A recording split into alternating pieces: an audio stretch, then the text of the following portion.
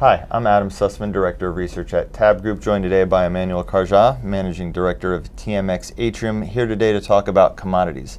Now, over the last few years, investors have been looking for different ways to play in the commodities sector. One of those is obviously to try to gain access to markets where there are a lot of commodities. From your perspective, where are the markets that investors are trying to get to in order to play in the commodity space?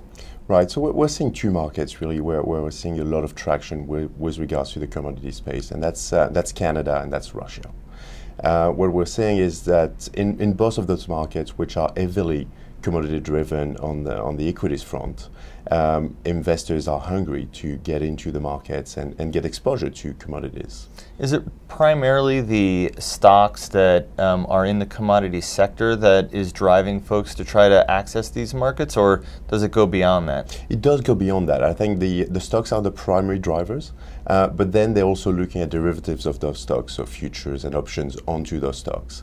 And as a result, because those stocks are traded into the local currencies or into US dollars or pounds, we're also seeing an effect on FX as well. FX, makes sense. So, and where are these investors coming from? Who are the, if you look at, whether it's the US or Europe or Asia, is there any trend there?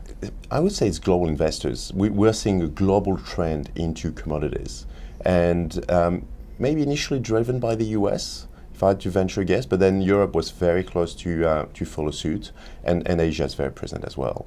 And then, so within the different types of market participants, do you see any trends in terms of folks trying to access Canada and Moscow? Is it hedge funds? Is it high-frequency traders, the sell side?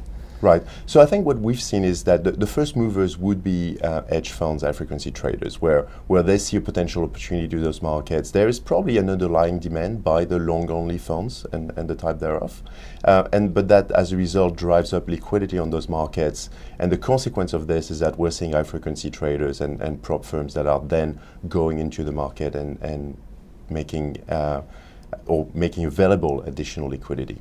So Canada's been at the forefront of implementing some pretty controversial or provocative rules on the equity markets.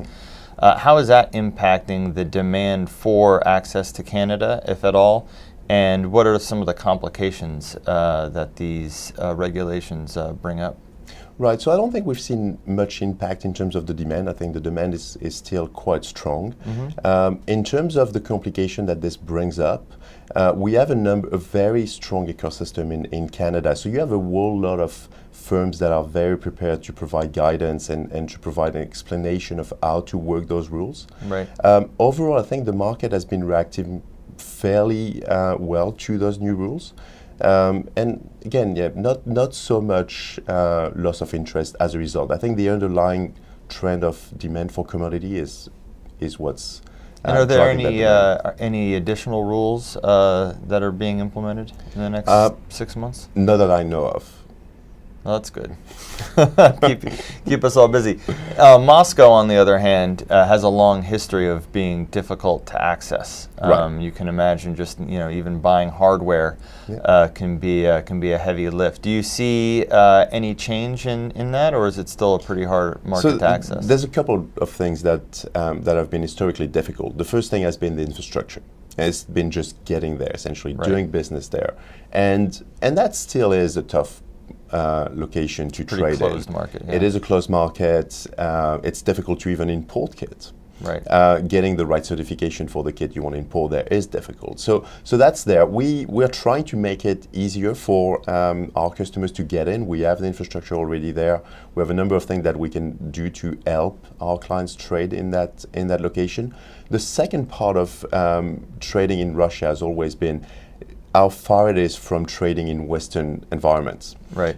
Pre-settlement, clearing, all of that. And that's changing. Yep. Well, they say it's going to change. Right. Is it really? It's not really changing right now, right? It is. It is. And what I have to say is, although there's been talk of change for quite some time, we're starting to see that change.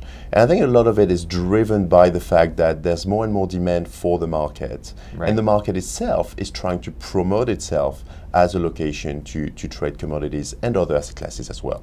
So they're very much willing to change, but again, this is a country where they're very new to this game. So it takes time before this change gets implemented. Excellent. Well, Emmanuel, thanks for joining me. It was Emmanuel Carjat, Managing Director of TMX Atrium. I'm Adam Sussman, Director of Research at TABB Group. Thank you for joining us.